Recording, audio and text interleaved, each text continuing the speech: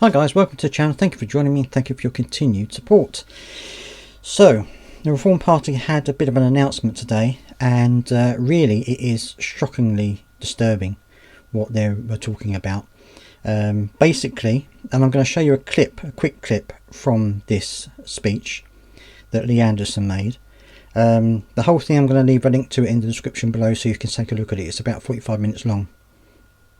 Really, every single trope that you could put in against the disabled, I think it was used. At one point they were laughing about how people with anxiety were and about how everyone has anxiety, and there was actually laughter about it, which is absolutely unbelievable.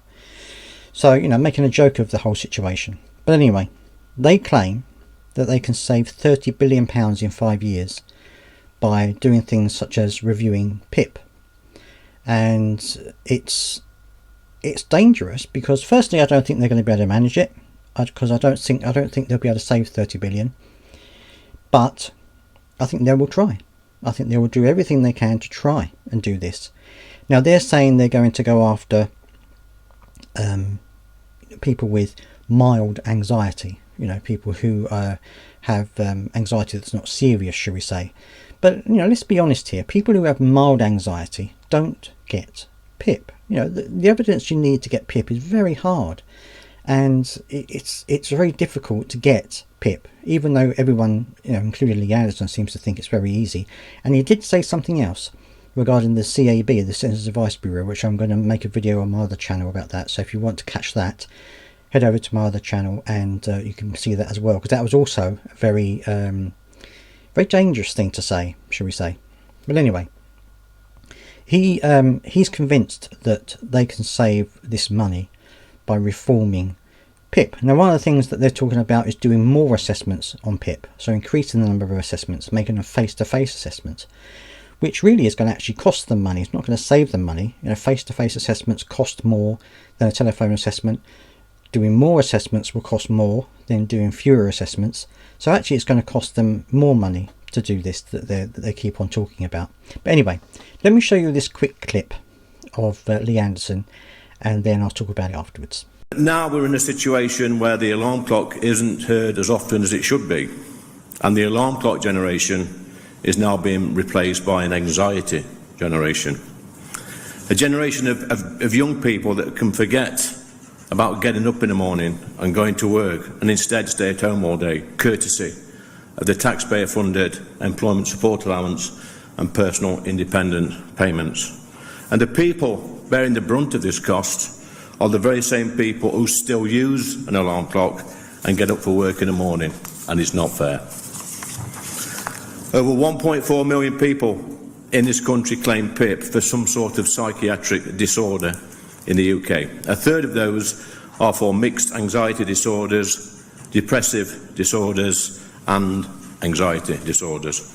And the symptoms of these disorders can include persistent worrying, sadness, irritability, difficulty concentrating, and changes in sleep or appetite.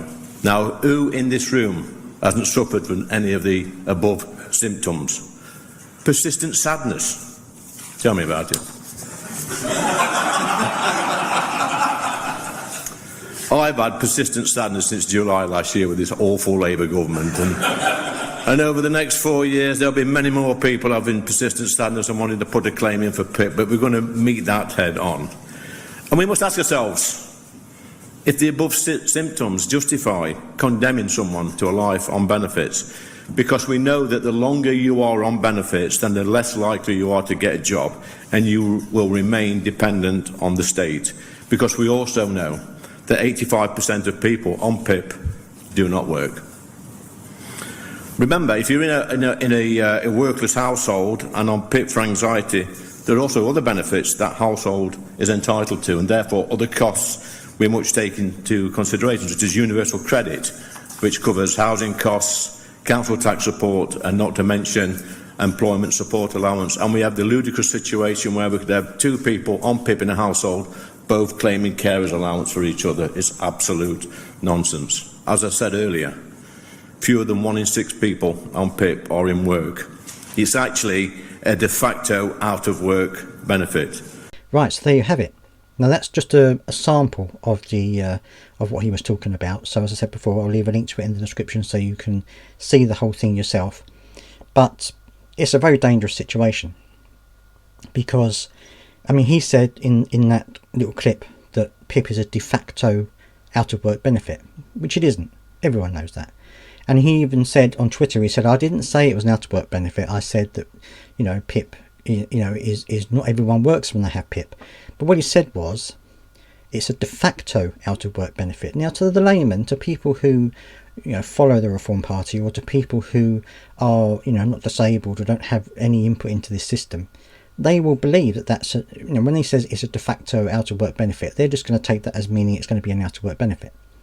So, you know, he's deliberately misusing the words there to try and get people to follow along and to get on his side. And it's a very dangerous thing that he's been talking about, and very scary, I would say, if you are a disabled person, because let's face it, he's going after the mental health situation because it's a silent illness. It's something which, you know, you have to have a lot of evidence to prove it. He thinks that he can get around that by doing these face-to-face appointments, and they're probably just going to arbitrarily refuse everyone who's got anxiety or depression or anything like this. They're just going to arbitrarily refuse it. But of course those cases will have to go to court, and then that will cost them more money, because people will and should appeal if they don't get it. But also, it's not going to stop there, is it? You know, they're going to cut all the lists from the mental health situation, but then they're going to go after other silent illnesses, because that's just what they want. They want people to be, you know, they don't want disabled people in the country. They want people who are going to be working. So they're going to go after other people. It's not going to stop at mental health. I really don't think it will. I think it will branch out. They'll be wanting to save more money, and so they'll go back into the welfare system again and see how they can cut more people out. That's how it's going to go as far as I'm concerned. But anyway, let me know down in the comment section what you think about this. I'd love to hear your thoughts. Please do subscribe if you got this far, and I'll see you next time.